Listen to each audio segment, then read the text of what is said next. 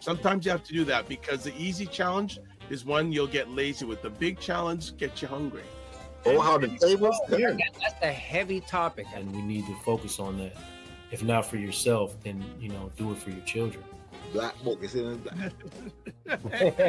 Black book. Men Talk, Black Book.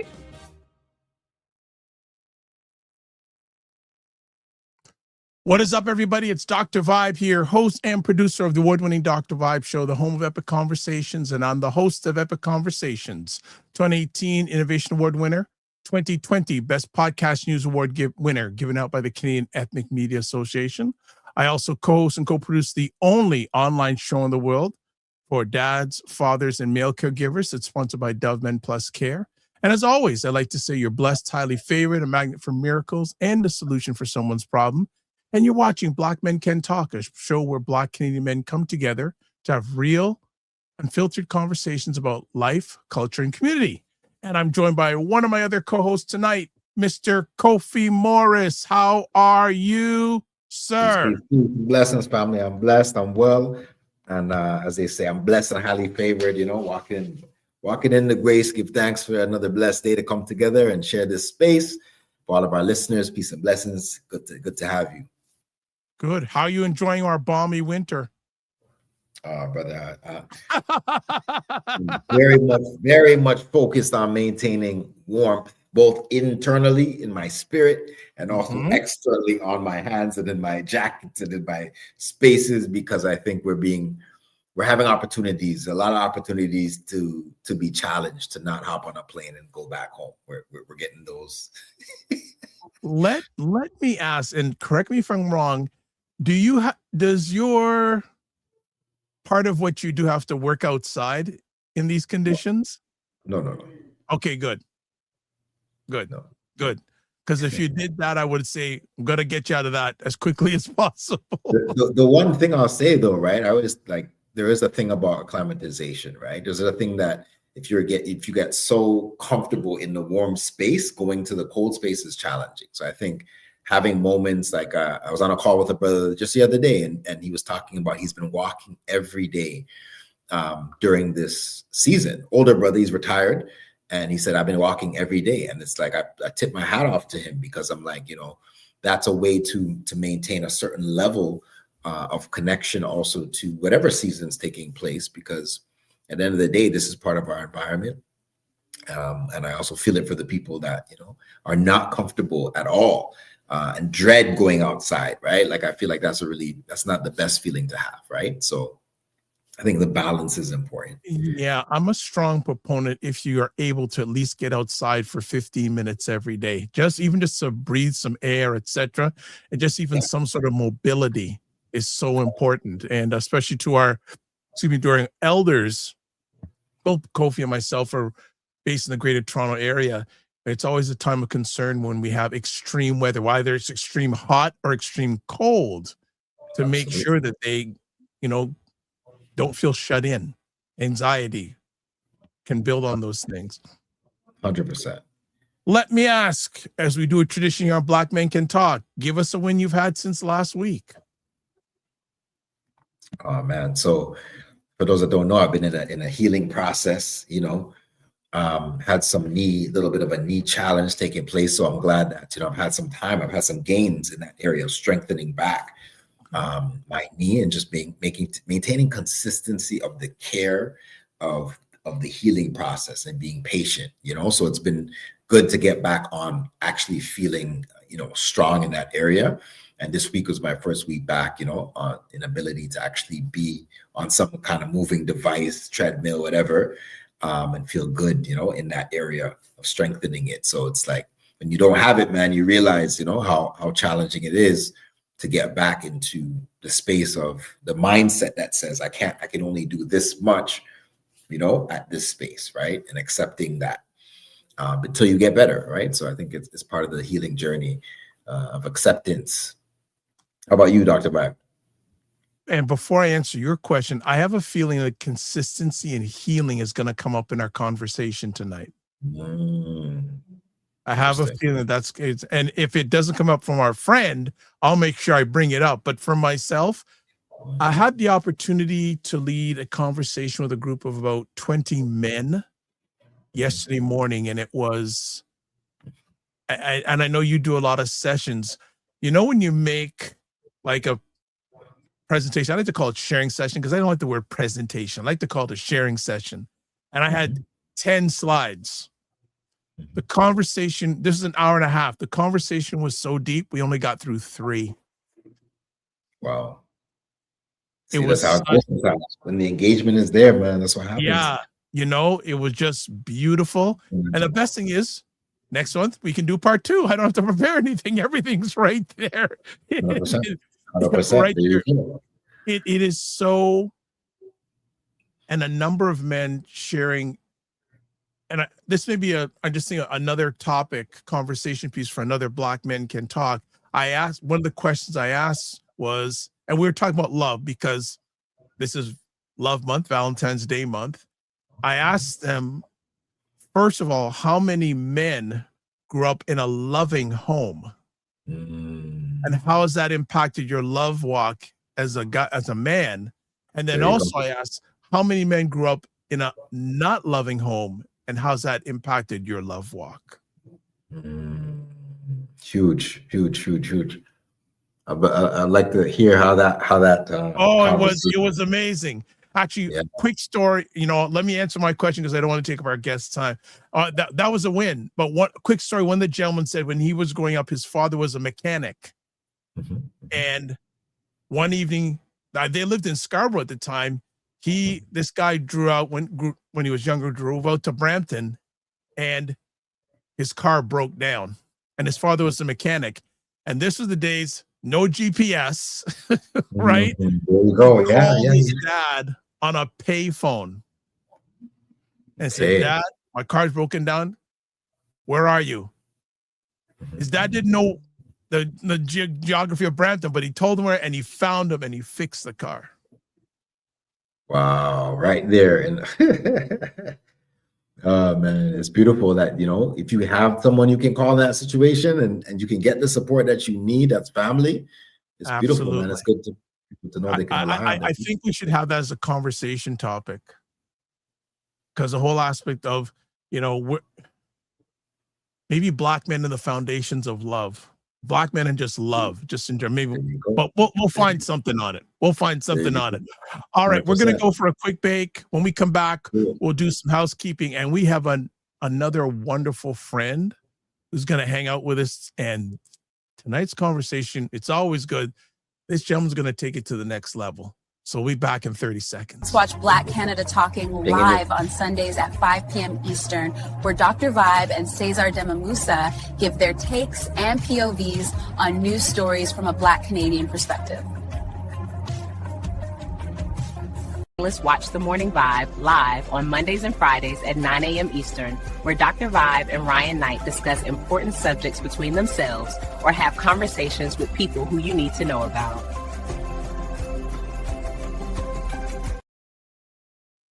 All right, let's get back to it.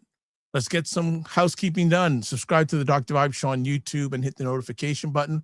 Also, like the Dr. Vibe Show on Facebook, LinkedIn, Instagram, TikTok, and Blue Sky and Substack. If you want to advertise your business, product, or service on any of the platforms that I'm a part of, email me, dr.vibe at the drvibeshow.com. Also, if you got a question or take, use your favorite digital device. Go to callme.ro.com, use the code FSPL8L, then go to the next screen, put in your name, hit the green button, you can join us. And I'm going to have Kofi, as he takes, because the heat's here tonight, he's taking off his sweatshirt. Hey, he's going to introduce our special friend for our conversation. So Kofi, I pass it on to you. Yes.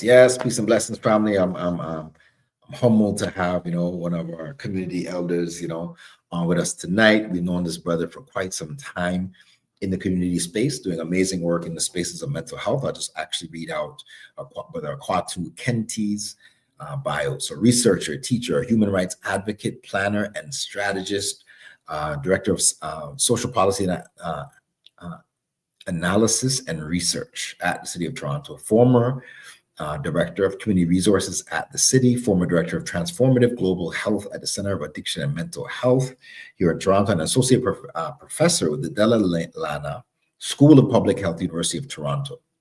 Special degree in economics, master's in political science from the University of Toronto, and a PhD in health policy and equity from York University. So without any further ado, I want to bring on our brother, Akwaatu Khenti. Looking forward to a blessed conversation, brother. Good to have you in the space. Welcome. Pleased to be here. Pleased to be here. Thank you for inviting me. Oh, this is an honor. This is a great honor. I'm looking forward to this conversation. I know it's going to be rich, powerful, and meaningful. Kofi, do you want to start or do you want me to start? 100%. No, I mean, welcome to the space once again, brother. For those who are joining tonight, I definitely suggest, you come with your questions, your thoughts, insight, perspective. We may even get an opportunity for you to call in if you wish. If you want to ask a live question on the second part of the show. So Dr. Barb, when we take a break, we'll explain how you can do that. But just as a way to kind of spark off the conversation, when we think about this concept of our history, being the key to our liberation, I'm wondering, Akwaatu, like what does liberation mean to you personally and professionally? Big question. For me, liberation means reconstitution of our holistic identity, an understanding of what it meant, what it means, and what it ought to mean in the future to be African people. And when I say holistic, continental, diasporic, Pacific Islanders, the Black presence in Europe, the Black experience in South America, the global Black experience is very important because it's very different, but integrated with the Nile Valley civilizations, which we often ignore as a critical foundation for any African Renaissance that is to come. Very important. I also think we also have to understand the evolution of humanity, Homo sapiens sapiens in Africa, because Africans are the mothers and fathers of humanity. And we don't talk a lot about what that means, even though we continue to be the recipients of intellectual derogation. Our humanity continues to be at question. Some 19th century methods are still being used to sort of question the intellectual, the physical, the moral fiber of African people. And, Donald Trump, the day before yesterday, had the audacity to use Obama and his wife's head on top of gorillas or monkeys or something like that, and didn't apologize. And I don't think he should apologize because he wouldn't even be sorry. But I mean, Obama and his wife have been the butt of this these monkey metaphors and associations in social media for a long time. And it really is an effort to sort of sustain this right perception of our inhumanity, that we are closer to the apes than Europeans, which is actually factually false. It's false anthropologically, false on many levels, but since when Homo sapiens emerged in Africa, they were Black. And it's only after they migrated to different parts of the world, up to Siberia, various parts of Eurasia, that their appearance changed, their phenotype changed. But here we are in 2026, and there are people who want to continue to question our very humanity, and they get away with it. This is what is so troubling, that we don't understand what these guys actually mean and what the impact is of their continued assault on our humanity, because the world watches this stuff.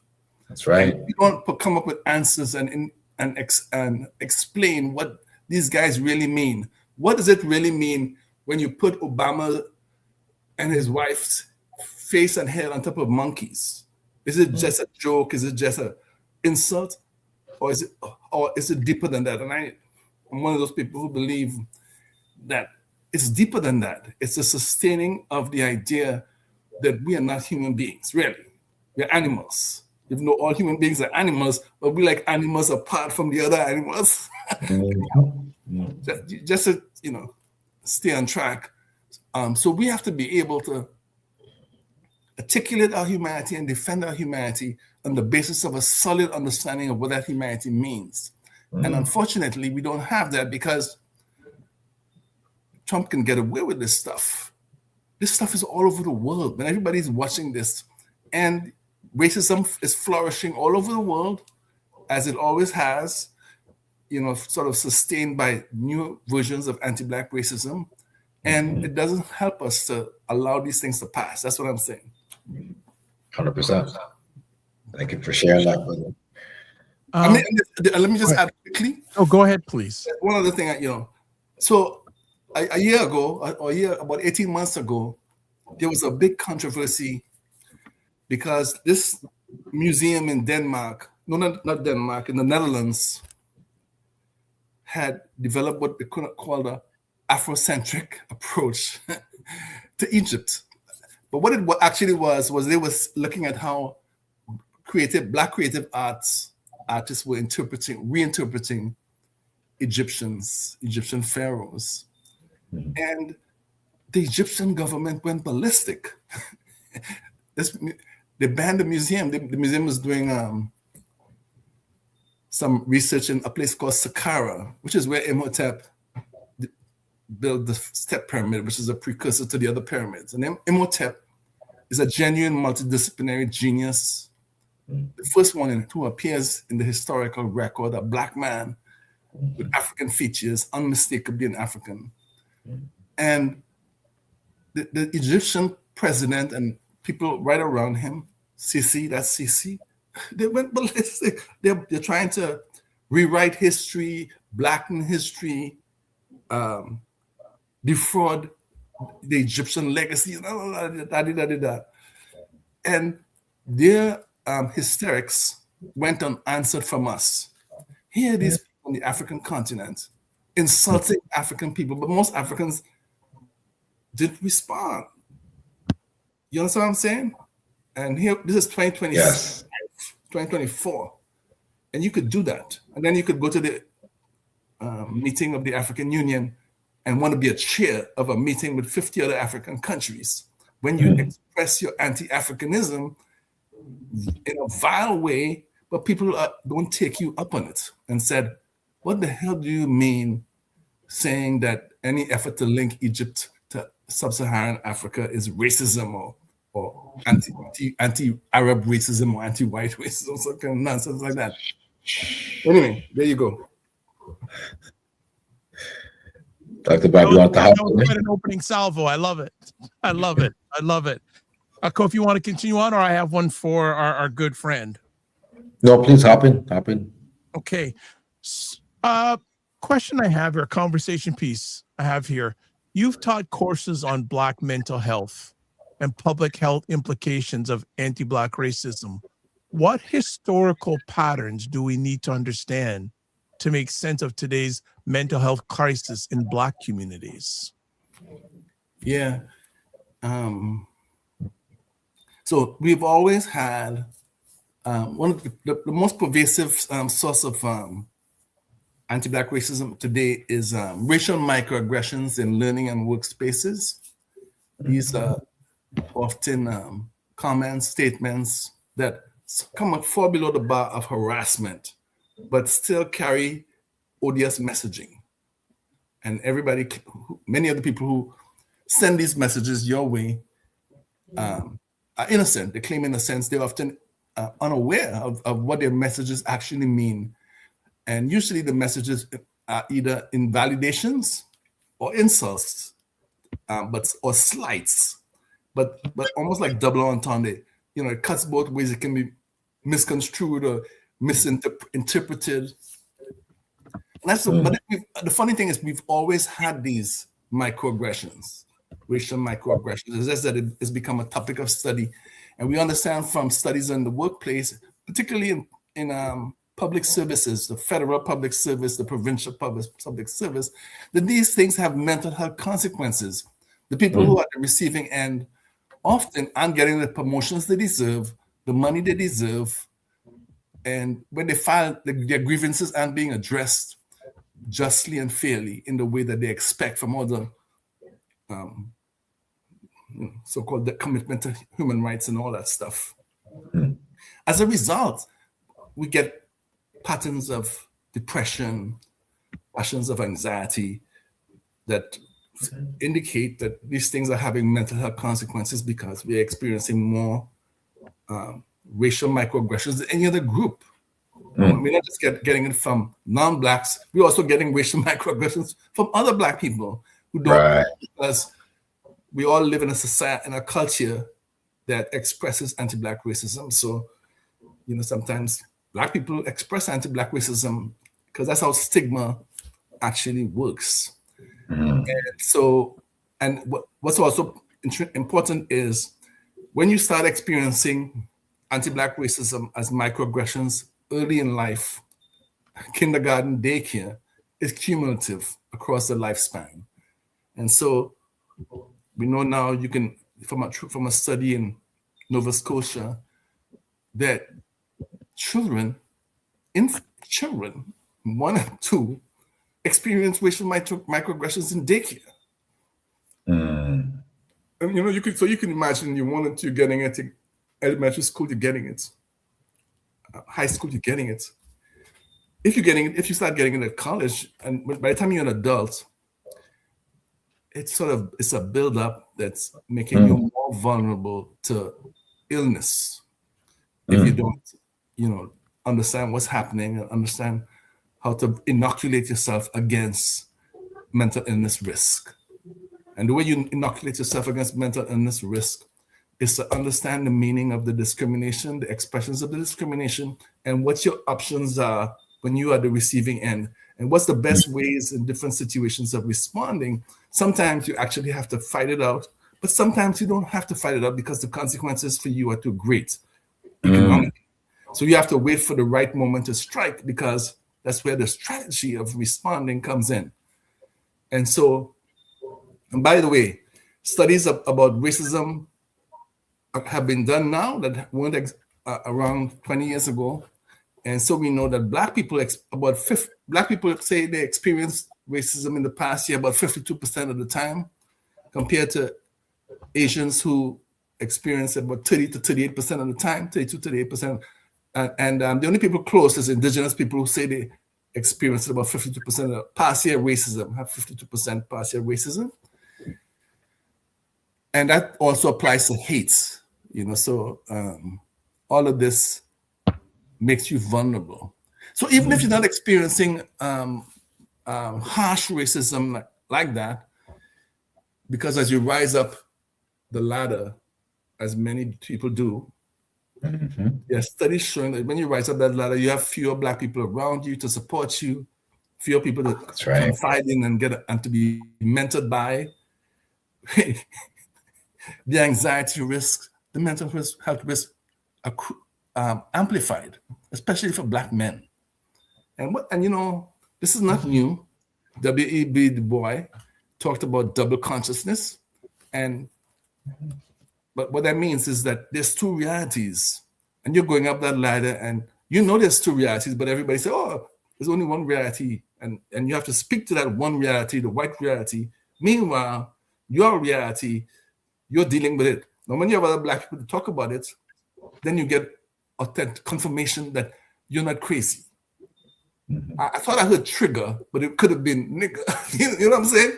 So you check.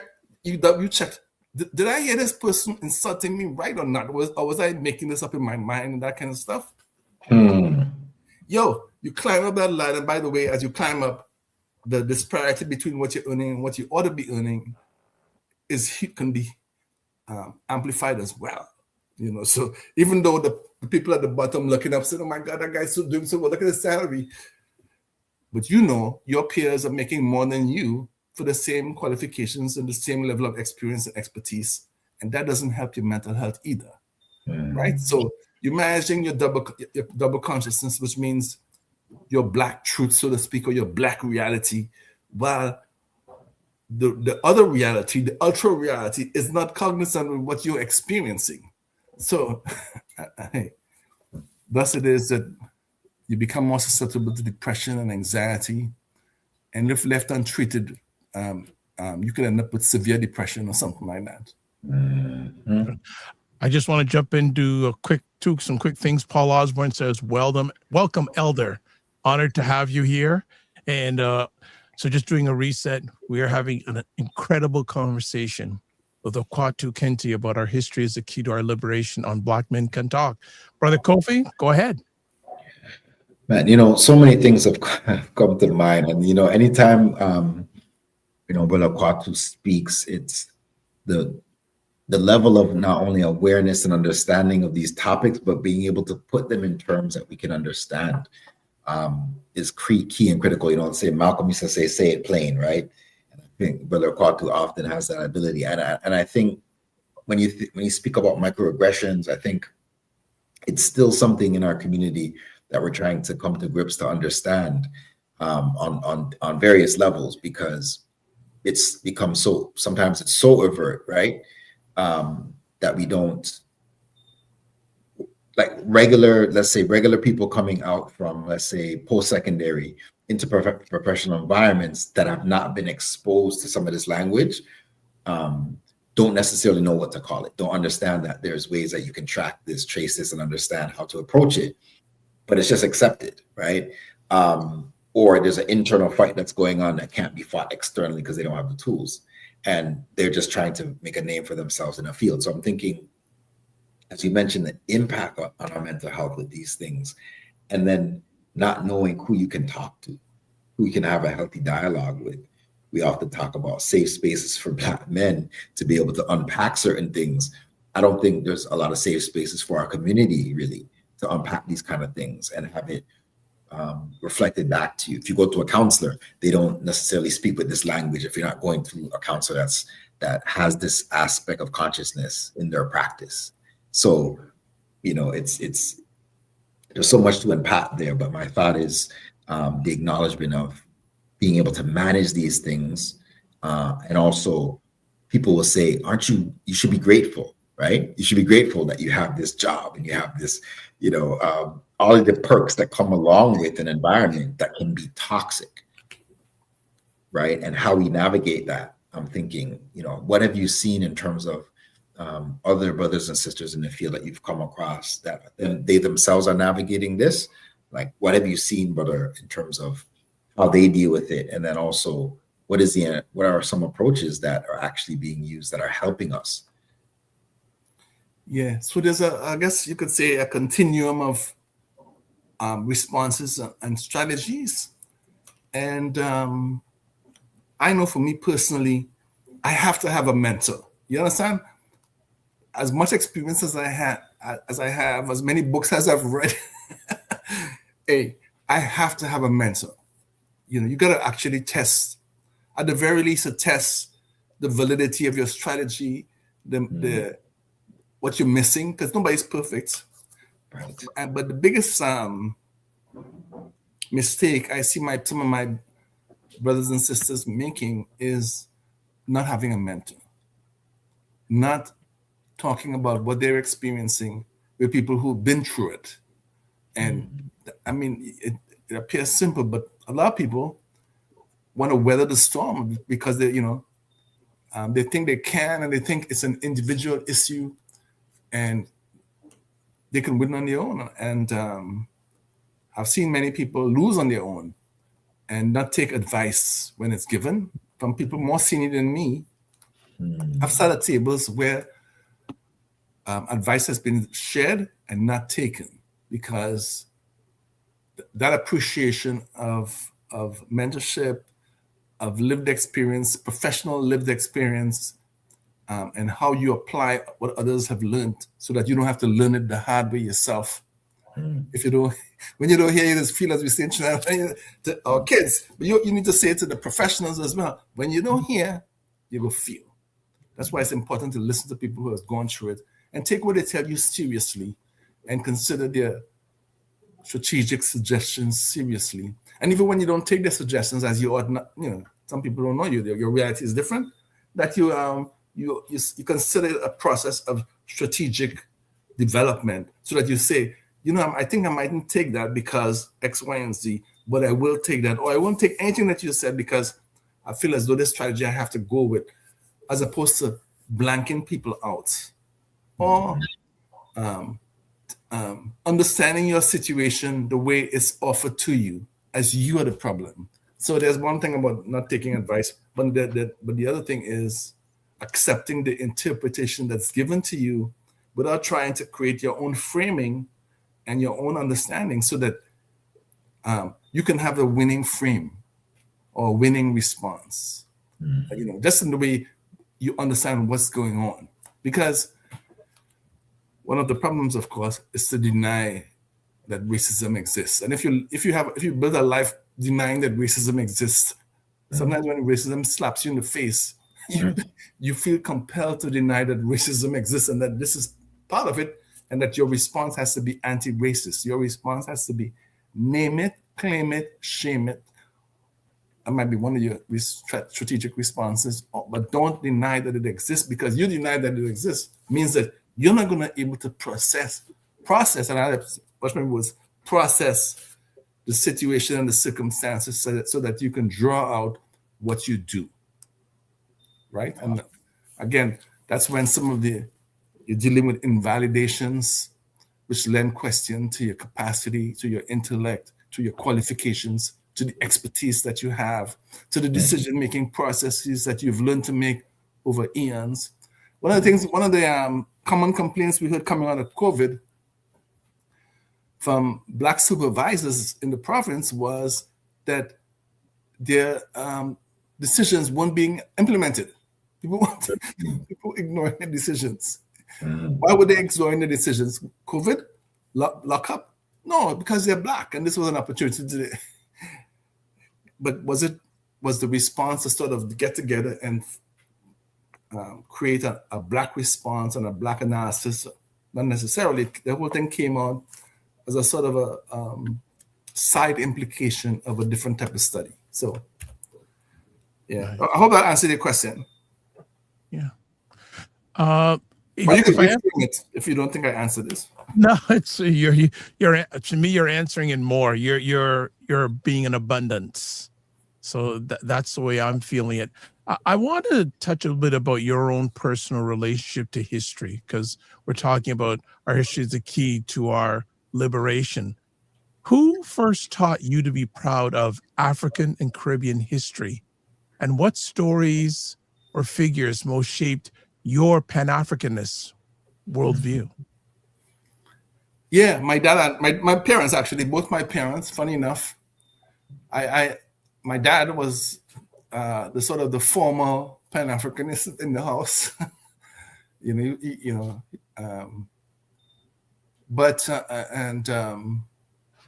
come from Trinidad, and so my dad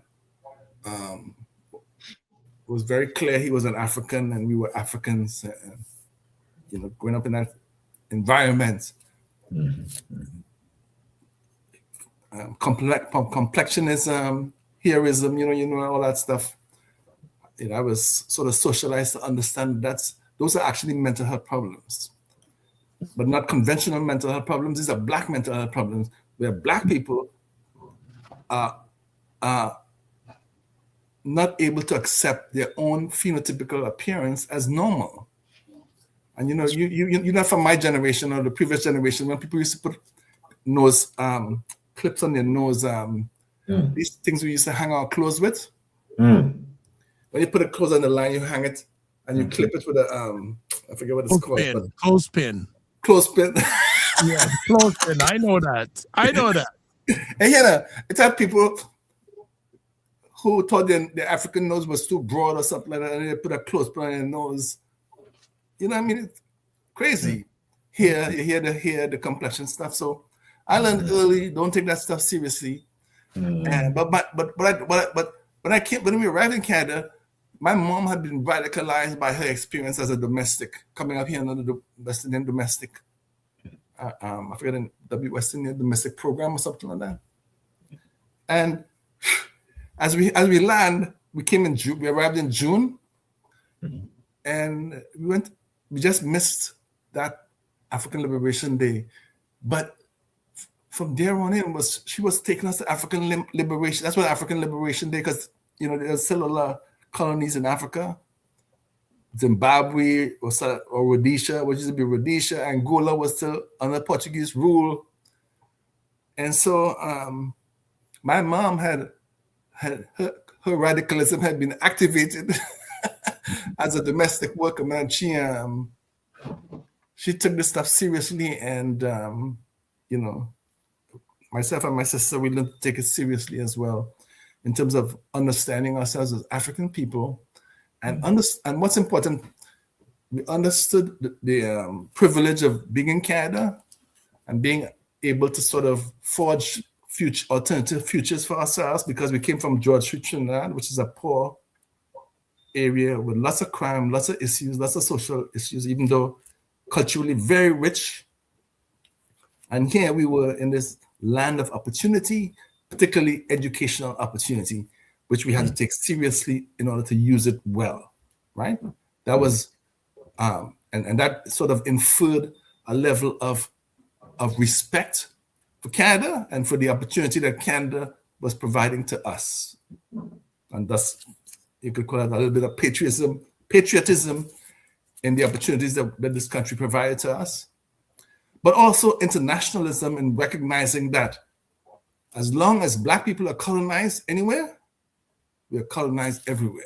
Everywhere. And so if something is happening in Ethiopia, we have to address it. We can't stay home and be quiet and say that doesn't have anything to do with us. Something happening in the Congo, in Sudan, we have to address it. It has to do with us, because their suffering is our suffering.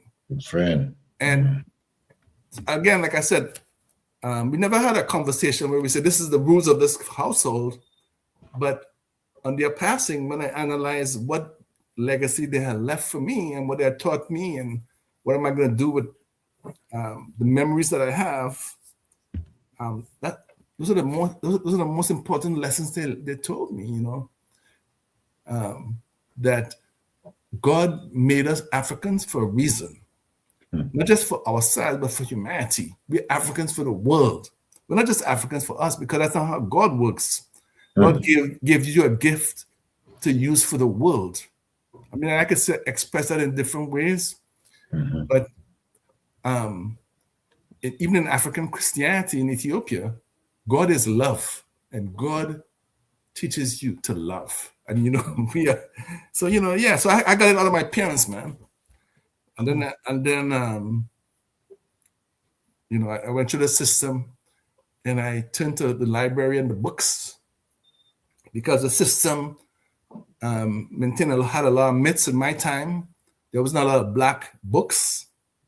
Now there's a lot of Black books in the library. When I was going to a library back in the 70s, one or two, if you were lucky, and usually, books about Uncle Tom's Cabin, or books about,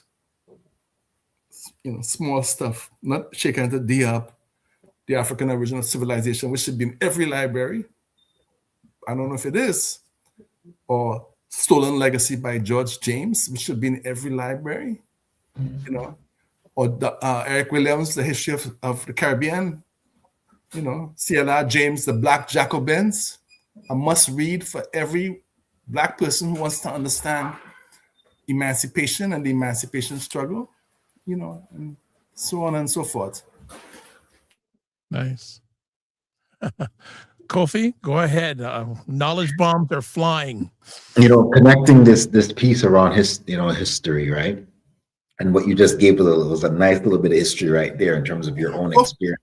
Go ahead. Sorry, I was muted.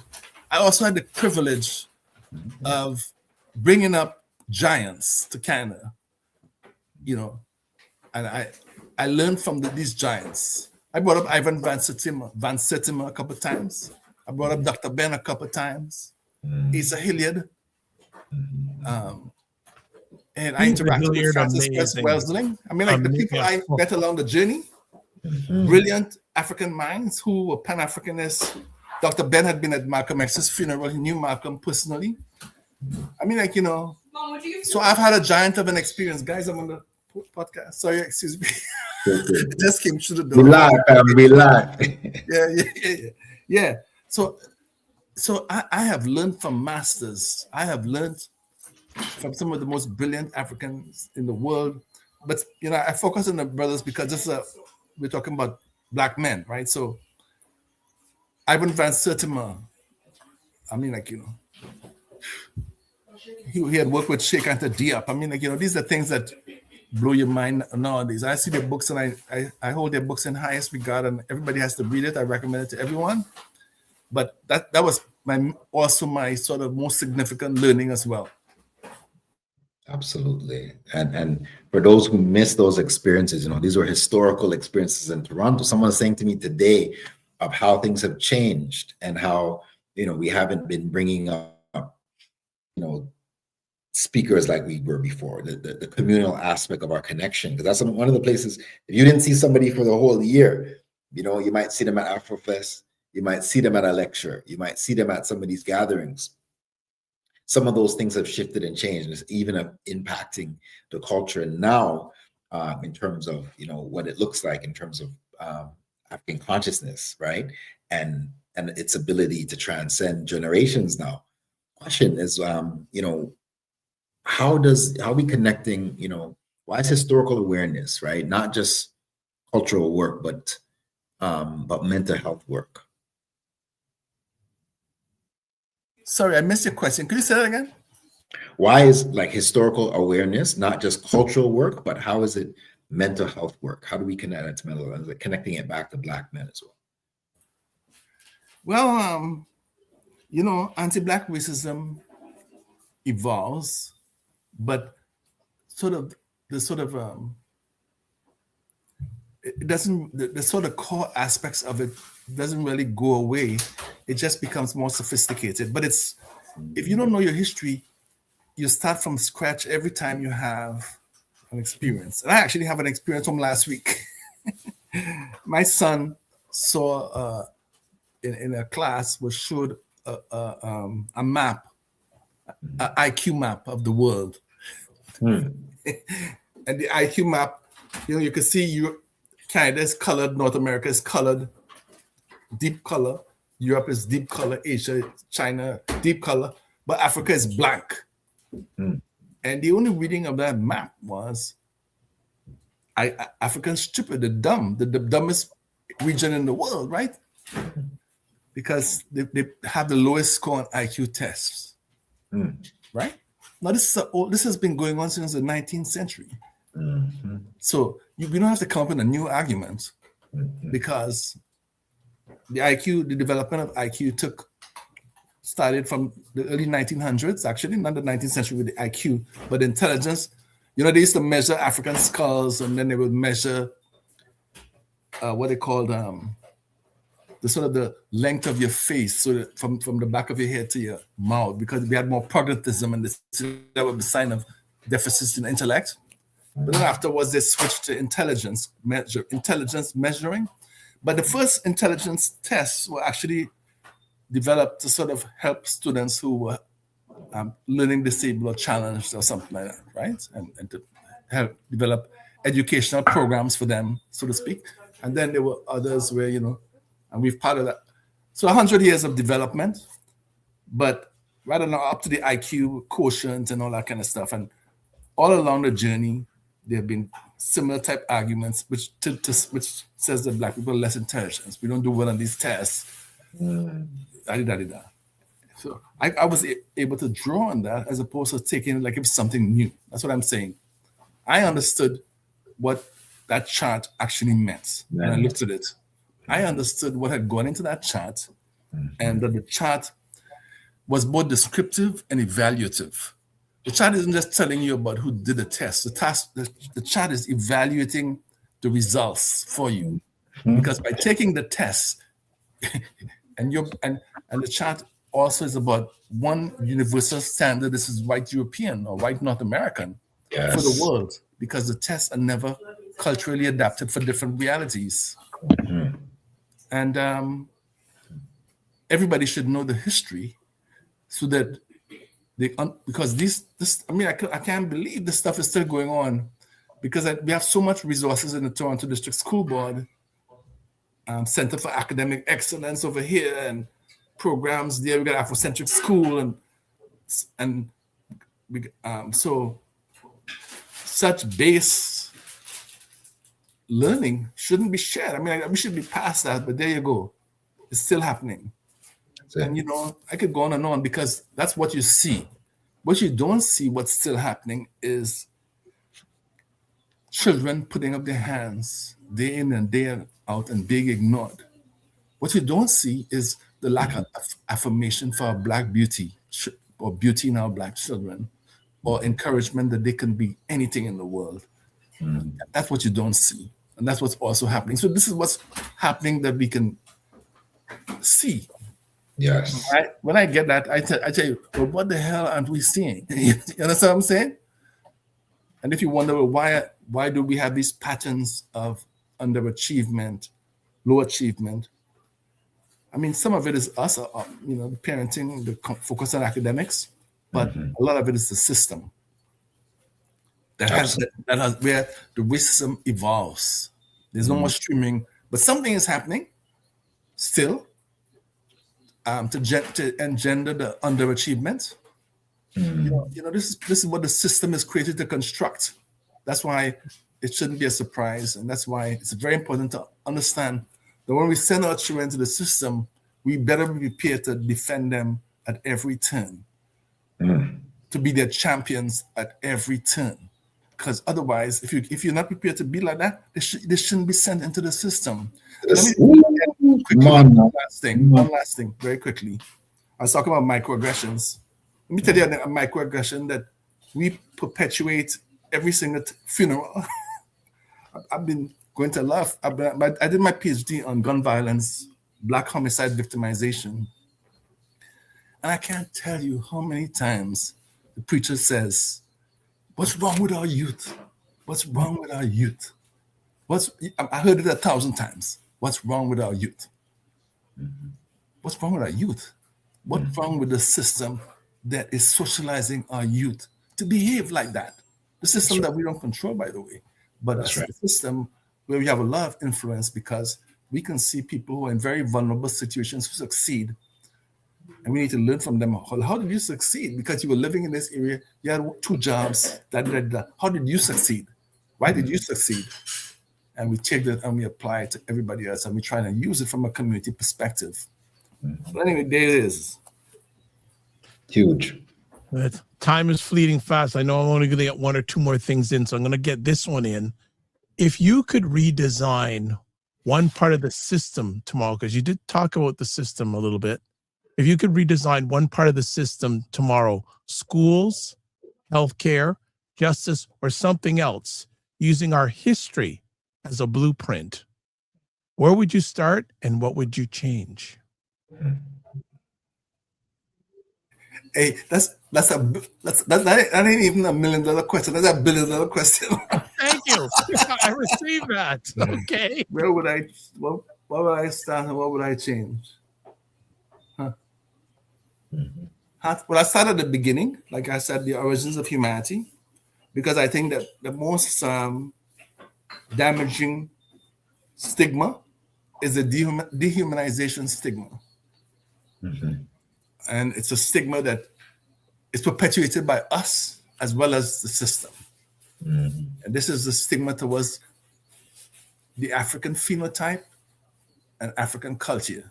And you know what? I mean, I can tell you, one of the easiest ways to demonstrate that we are purveyors of this stigma is to try to raise money for Haiti.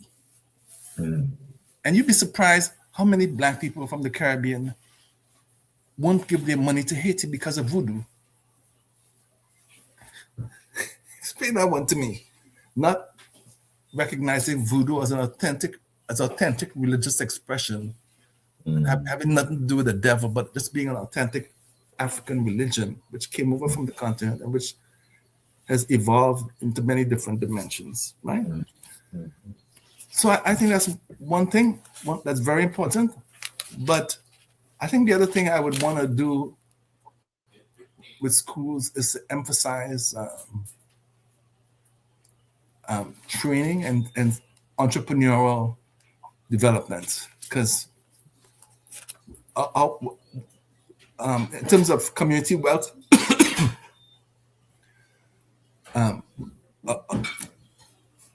whites have 6 times. Whites at the same income level have at least approximately 6.5 times the amount of wealth, as Black people. And what makes the situation worse is especially acute for people who are living below the poverty line or are unemployed. So that although the income earnings of the people in the top quartiles or percentiles may be growing, the wealth gap maybe sort of being reduced. The wealth gap continues to grow, and there's only 3 or 4 different ways to reduce that wealth gap, because on the current patterns, it'll take us 800 years to have equity in wealth between Black and white. 800 years, and I won't be around, and you won't be around. But we need some major initiatives around business, home ownership, early lifetime interventions. Like one of the things I like is something that's been happening in the States called baby bonds. Where the community or the city or wherever put aside money so that the child, if they graduate, there's money for school. But if they don't want to go to school and they want to go into business, there's money for a down payment on a house. Home ownership is the critical key where we are falling down, and we need help. So I never say no to help, but we also need to get our act together in terms of our understanding of what the challenge actually is towards building equity through home ownership and what that means. Because in a lot of jobs, you'll never build the equity unless you do some radical type of savings with your community. Like I said, the individual path, if everybody followed an individual path, and this is solid studies from the US, 800 years before we get wealth equity. And we don't have 800 years. The world might not be here in 800 years. We don't have that long to wait. And so I really believe home ownership, small businesses, and understanding retirement. Again, we don't plan for retirement. And it's a real problem. We're very hardworking. We have people doing 2 and 3 jobs. So, but come retirement day, they're stuck. And I have family members like that. I mean, it's incredible, but I have family members work for 40 years, man. But the retirement planning was problematic. You know what I'm saying? So we people don't realize it. There's a retirement crisis, and people aren't realizing it, but it's coming. Yeah. So I would actually put that into our curriculum, into the Afrocentric curriculum. It's not just about understanding that we're African people. It's understanding how do we have an African future where the people who are living in poverty now could have some type of assurances that their grandchildren won't be living in poverty. What can we do to avoid that future? And that's very important because we have a class problem that we don't talk a lot about anymore, but we used to talk a lot about it when we had some of those people who were big proponents of a class analysis. But when you have a small middle class, a lot of people, a large working class, and we live in an age when class analysis is sort of propagandized, and people don't want, afraid to talk about it. But hey, unions matter, man. Collective agreements matter. Universal basic income matter. And this aren't an issue for people who are struggling. This is a position that should be taken by the people making the most money in our community. And finally, we have a lot of people with money. So we're not deprived of rich people. But our people don't pool their money for Black things. That's a problem. I could be here all night. Yeah, I'm gonna Kofi. Kofi, go ahead. Like, I'm gonna ask. All right, you need to come back because we got to go deeper in it because there's incredible stuff that you've shared that you've just touched the surface. Sorry on this, but Kofi, maybe one more thing, and I know because it sounds like dinner's being served there, and I don't want to keep the man from eating. No, that's my kids. No problem. I'm good. Okay. All right, brother Kofi, go ahead. Well, as we talk about, food, let's get into some stats. Let's dig into some stats here. So nationally, in 2021, only 37% of households led by a Black person owned their home, down from 42% in 2018. This was the lowest ownership rate among all racialized groups.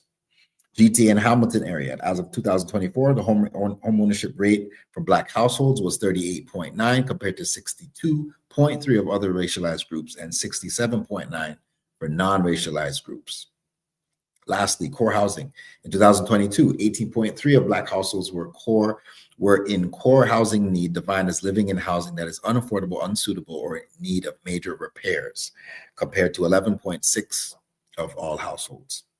Nearly a quarter of Black Canadians are in core housing need, with 80% of them spending 30% or more of their income on housing. So it's clear, right? And my thing, I often talk about this, which is, we have some of our counterparts are in scenarios where they're inheriting home, they're inheriting mortgages, they're inheriting some form of real estate, A, B, C, and D. However, in our community, there's times where, I even had a conversation with a sister just the other day who was talking about, moving out of her family home. And I have to ask some critical questions, right, in those scenarios, because we think when the ties are broken in our relationships and children move out on, let's say, not so good terms, whatever the case may be, sometimes it leads to this breakdown within the family unit, which leads to lack of conversations around certain things, especially estate-related, death-related, life insurance, the list goes on. And so as a result, the inheritance aspect is tied into these breakdowns of relationships. And as a result, young people are not inheriting some of whether their property, whether whatever it is that would normally be passed down, right? We talk about these things from back home. We talk about, so that's just putting a kind of pin in that to speak to the fact that there's some work that needs to be done within our community to start increasing the dialogue around things like, we've talked about this so many times, but from life insurance to estate planning, wills, all of these things, for whatever reason, there's a gap between the awareness of these things and the action that needs to be taken, because it often leads to the death of a family member and a GoFundMe, drive for a GoFundMe account to pay for the funeral. We've had those conversations. So work needs to be done in this place. I want to go into a fire round with you, Akwaatu, before I ask, after I ask this one question, which is, Black men are often taught survival. We're often taught to think from a place of survival. And the question I have is actually connected to, because that's the case. And we're not necessarily often focused on healing. How does history play a role in moving us from survival into wholeness?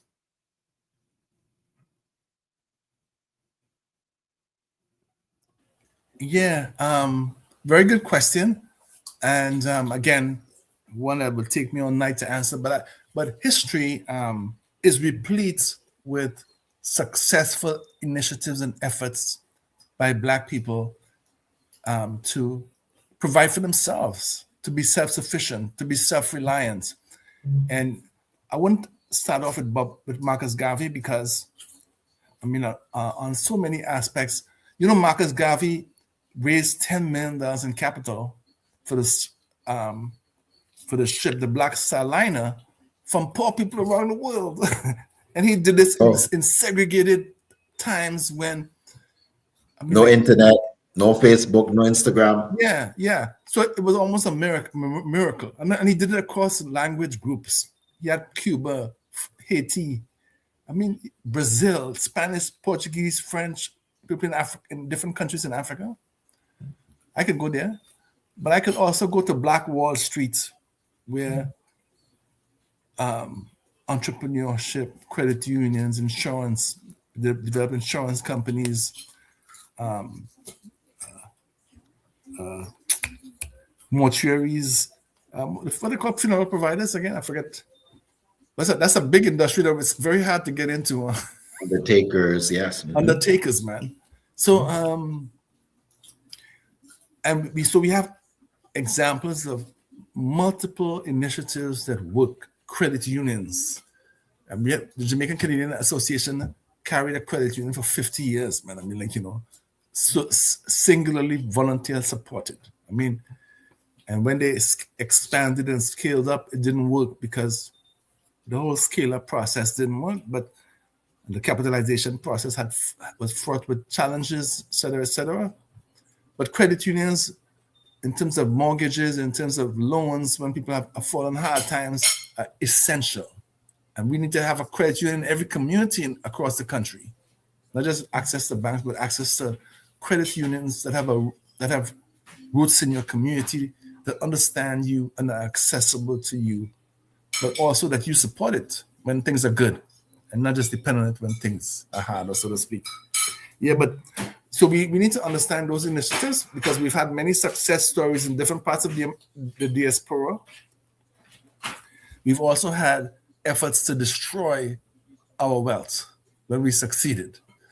I mean, again, Tulsa is one. I don't have time to get into it, but there were riots, mass destruction of Black property and wealth right across America, and this was when they achieved wealth in segregated circumstances.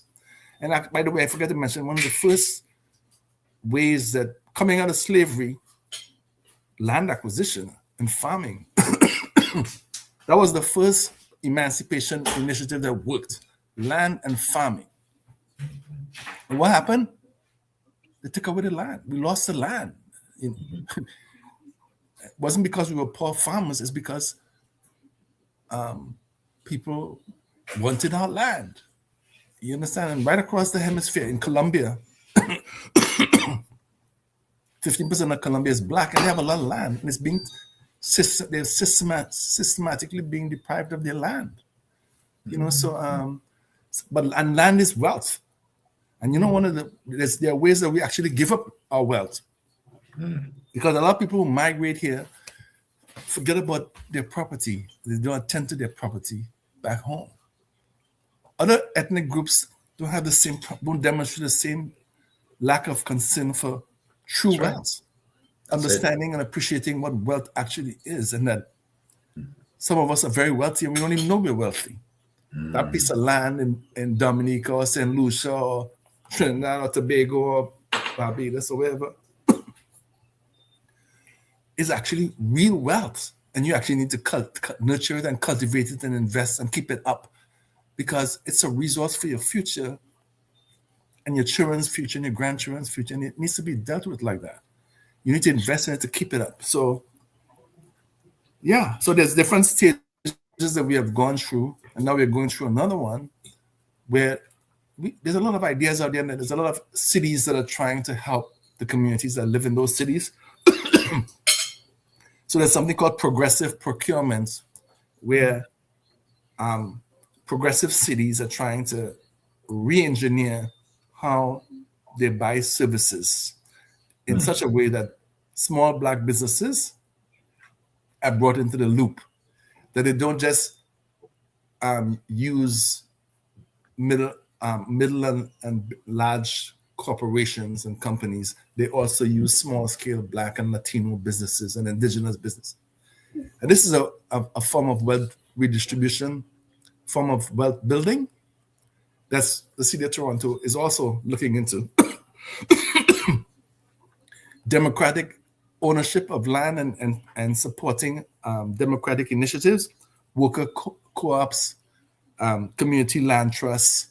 And we're learning from Nova Scotia, where community land trust has really taken off and really being used to sort of build wealth, community wealth for African Nova Scotians. And we can learn from what they're doing and apply what they're doing in Toronto. And of course, I talked about credit unions, but let's think of credit unions as locally supported finance. Again, we need this. We have the most poor people per community of any community for a variety of reasons. One of them is a black person with a degree earns 20,000, 15 to 20,000 less than a white person with the same degree. I mean, I'm not even talking about people who just sell their labor. I'm talking about people who are educated, and the gap that we have to experience because of racism. Because you have the degree, but you're not making the money that your degree entitles you to make. And this is a real problem and something that we have to address, because we haven't gotten any reparations coming out of slavery. And this reparations is something we need to sort of look at, for not because I expect reparations or I think we're going to get the reparations that we're entitled, because I don't. But there are things that we need, such as baby bonds. I think every black child should have $50,000 for when they grow up to buy a house or go to university in lieu of reparations.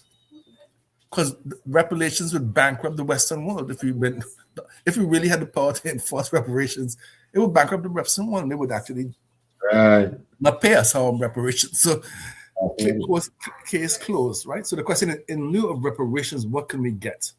There's only a few places in America where the people who were enslaved, their descendants are still living on the plantation or near the plantation. So their reparations argument is very direct and easier to make from a legal perspective. But when you have communities that are as multicultural and diverse as ours, with people from different parts of the world, from Africa, from the Caribbean, from Europe, it makes legally the reparations claim more challenging to implement and effectuate. Anyway, so I'm off on many tangents, but I think we really got to focus on community wealth, because a big economic downturn is coming. The effects of the tariffs haven't really hit us full head on, and haven't hit America full head on. And Trump economics, man, are going to create problems for the world. We're going to have a huge economic repercussions. And because of our positioning, it's going to be tougher on us.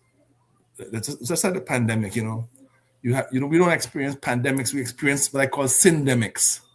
Synergy between the structure and the epidemic, so that it's harder on us coming in and it's harder on us going, and we are harder hit when it leaves. 100%. And that vulnerability has to be addressed and has to be closed, and we can do it. So I've talked all this stuff, tough stuff, but history is very important, because history teaches us we can do it. History shows us how we've done it under more terrible conditions when they were lynching Black people, and we did it. We actually we established separate communities in Southern Ontario, Southwest Ontario, with people who had no education coming out of slavery. And we did it. Some of those communities in the earliest British American Institute, first vocational institute, were quite effective, and actually became a precursor to vocational schools, because we proved that you could provide people with no education with skills that they could function in society and look after themselves and take care of their families. In the 19th century, when anti-Black racism was at its worst, we didn't experience during slavery. It was a different kind of anti-Black racism. You understand? The sort of we experienced more vilification post-emancipation than pre-emancipation, because pre-emancipation we were commodities. Do you understand? Yes. Post-emancipation, let me reframe it. In the 10 years after emancipation, more Black people died than in the 10 years prior to emancipation. And that's emancipation in the Caribbean, it's emancipation in America. Why is that? That's because the social determinants of health were weaponized against Black people. Housing, income, clothing. These things became ways to control Black people and actually compel them to work, if not for free, but for as little as they needed to barely survive. And the social determinants since emancipation, we've almost never earned what we're entitled to earn through our skills, our education, and our experiences because we're Black. Being Black has been a rationale for paying us less and depriving us of the wealth to which we were entitled. I could just go on and on in a catalog of ills and deficits like that. But the point is that we survived despite that. We thrived despite that. And the reason we thrived is because the church was a core institution, and it's no longer the core institution that it used to be for the Black community. And all that's fine, but we need to have new institutions that play the same role in terms of wealth, in terms of wealth building, in terms of keeping people from falling into utter abysmal poverty, in terms of supporting people when their children get into trouble. The worst thing you can do when your child is in trouble is not show up in court. It's the worst thing. And we need, but before, the church would play that role. Because you having such a hard time with your children at home, the church will help you. But now we have this single parent phenomenon where people trying to raise the children by themselves or are socially isolated. And we really have single parents and single parenting. And it's so challenging for people who are, how could you pick? There's no, single parenting doesn't work. Everybody needs family to raise children. And I don't mean conventional nuclear family. I just mean family. You understand? Family to send the same message about discipline, about behavior, about aspirations, about learning, about problem solving, etc. And we just need to sort of reinvent institutions that play the same role as the church did for us in the 19th century and the early 20th century that it's not doing now. I mean, there's some small churches that are doing it. Some congregations are standing strong. But then there's a lot of people whose commitment to the church has fallen off. Commitment to the mosque, I talk about church because that's my own personal background. But I'm sure other faiths have similar type experiences. 100%. 100%. So much we covered tonight, family. We spoke about the root of us being the mother and father of civilization. We talked about the impact of the approach on us and our inhumanity. We spoke about racial microaggressions and mental health consequences. We spoke about double consciousness and everything from the community land trust, the locally supported finance, credit unions, things that we've done in our past that have helped to impact our community, and the role of community in raising our children. I'm going to just pull up my shirt here because I said tonight I wear an important shirt, right? That's going to look, I'm sure it'll look familiar to you, Brother Akwaatu, for those that see this symbol and know it as soon as they see it. From a 4-year-old to a 70-year-old in our community, as one of the institutions, where we would take our children on Saturdays, right? To connect in an environment that's very akin to what Akwaatu has been speaking about tonight in African-centered values. And we've had children come through the ACHA and come back as supports for the young people and consistently, continue the generational work. African education is so important. I want to do a quick fire round before we wrap. A couple questions for you, and I'm just going to ask you like one-word answers. One historical figure every Black man should study, and why? Well, I like W.E.B. Du Bois because he emphasized the power of truth and why our leaders need to speak truth to power because of the way that white supremacy works. He was a Pan-Africanist, and he actually understood foundations of Black mental illness, in a way that a bit different from conventional mental health thinkers, because he's the one who introduced the concept of double consciousness. Double consciousness. Beautiful. What's one? For me, Malcolm X, I've given out hundreds Just of one, but I can't. You can only do one. Only do one. Okay. So I got you at W.E. Du Bois. What is one lie about Black history that harms us today?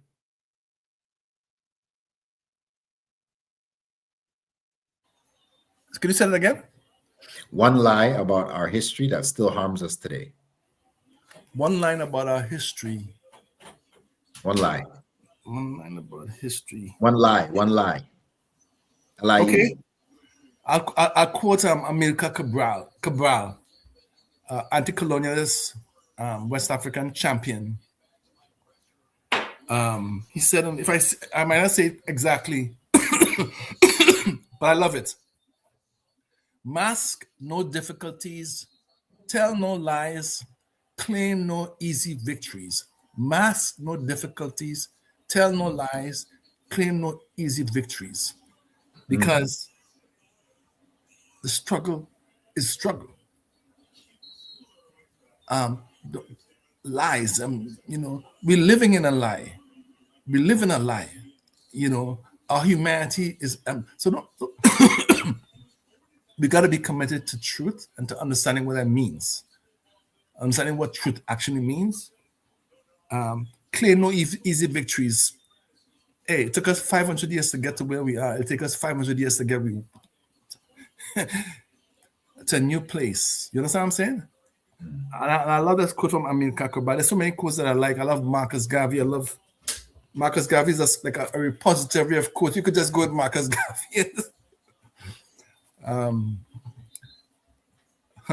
Bob Marley has some, sorry. But you know what?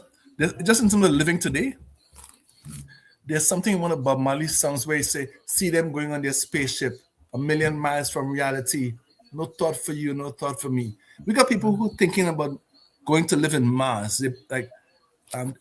These billionaires, they're destroying the world, and they figure they can go to Mars. And Bob Marley was singing this song before these guys existed and come up with their plans about the environmental destruction taking place on the earth and how they plan to cope with it or not cope with it. You understand what I'm saying? This is we're living in some crazy times, the era of Trump. And so we have to go back to basics on some things, man. We have to go back to basics. And you know what? Sorry. Paul Robeson is the person I want to leave you with. Paul Robeson is one of the least celebrated masters of their own fate. Because here was someone talented. This guy could sing, this guy could act, this guy could do. He was an athlete. He was an intellect. He was a real genius. I wish if I come back, I want to be somebody like Paul Robeson. I could do everything. I could sing. I could write a book. I could orate. But you know what makes Paul Robeson outstanding is that he stood up to fascists, because he lived during the time of McCarthy, and we're living during the time of Trump. And it's very similar. In fact, it's actually worse in Trump in terms of numbers and what's happening. And he said, I'm a great patriot. He was accused of being, they said, go and live in Russia. He said, I ain't going to live in Russia. My grandfather's a slave. He built this land. Why the hell would I go to live in Russia when my grandparents were slaves 100 miles from here? And their blood is in the soil of America. Why would I go and live in Russia?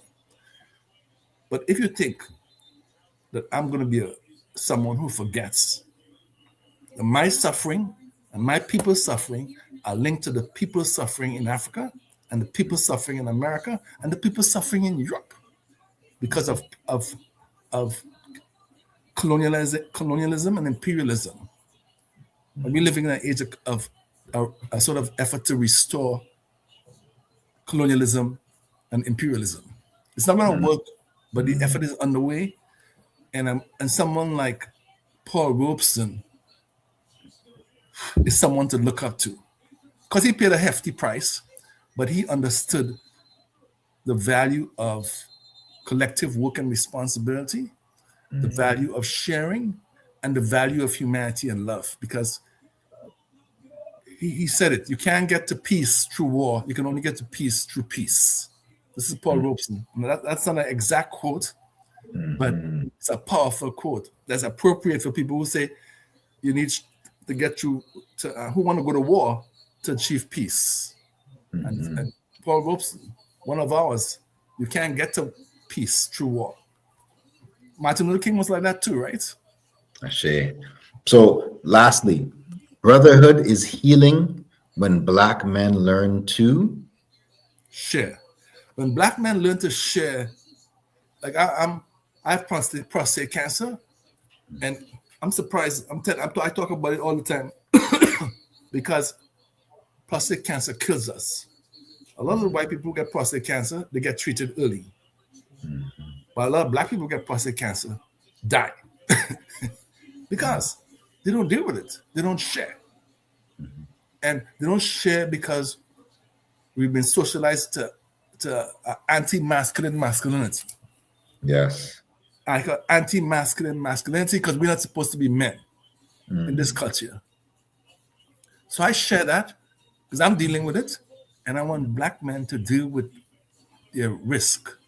And somehow, because of the stress that we are under, the diet that we have, the lives that we live, we are more vulnerable to death when we get cancer. Our women are more vulnerable to breast cancer because they got some vigorous, aggressive breast cancer types that place Black women at a special risk of mortality from cancer. And the same with men and prostate cancer. So we need to share. We need to just put it out there and deal with it early. Stop the denial. Get whatever happens. If you want to drink soursop tea, drink soursop tea. But see the damn doctor and do what the doctor tells you. You understand what I'm saying? Don't just drink soursop tea or guinea hen tea. You understand? I'm getting these teas. I never get so much tea. People give me all kind of tea to drink. And I drink it. But I also go to the conventional medicine approach. Yeah. And I have to remind people, we develop a lot of conventional medical approaches. That's where history also comes in. We developed many of the so-called conventional medical approaches. We're not just herbs. We're not just relational medicine. Anyway, you see how you can get me started? There we go. We're gonna definitely gotta continue this conversation, but Akwaatu, you know what it is. Every time we engage, you take one point and you break it down, and you break down the history, and you break down the connections of our current state of mental health and the things that, tonight we explore some of the things that we could do. So we keep the dialogue flowing. I want to thank you again for coming and joining us on tonight's show, and knowing our history ensures that no one else gets to define us. And we understand that some of the self-doubt and the things that disconnect us from our identity or our lack of understanding of our history. So remembering about our past is in fact an ability to tap into our power. So what cycles, I'm going to put out, this is for all our listeners that you can just reflect on this question, is like, what cycles end with you once you become conscious of them that are related to our history? What cycles end with you once you become conscious of them, and how that can move us forward and move your own lineage and your own family, your own last name forward. So I want to throw it back to Dr. Vibe as we close tonight. Looking forward to part 2 of this conversation. Thank you very much, Kofi and Akwaatu. Thank you so much for what you have done, what you are doing, and what you will be doing. So I want to bless you with that.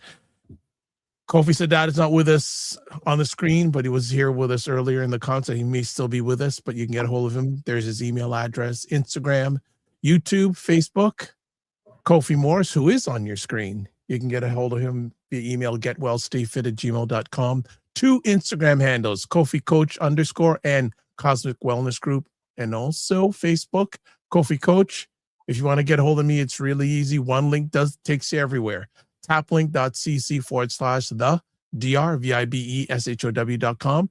And we'd like to hear from you. So reach out to us via email, Black Men Can Talk, BLKMEN CANTALK @gmail.com. And as always, if you want our replays of this epic conversation, you can watch on the Dr. Vibe Show on YouTube, Facebook, and LinkedIn, or the Dr. Vibe Show website. So as always, we ended off like this. Live your life as a dream. If you can dream it, you can make it. Sometimes you have to get smaller, get stronger. Block assumptions, aim bigger, aim better, aim higher, aim wider. Love, faith, and respect. Don't just manage your time, manage your energy. Remember to give yourself grace. And if you're not making money, make history. Try to do both and always make it better. God bless.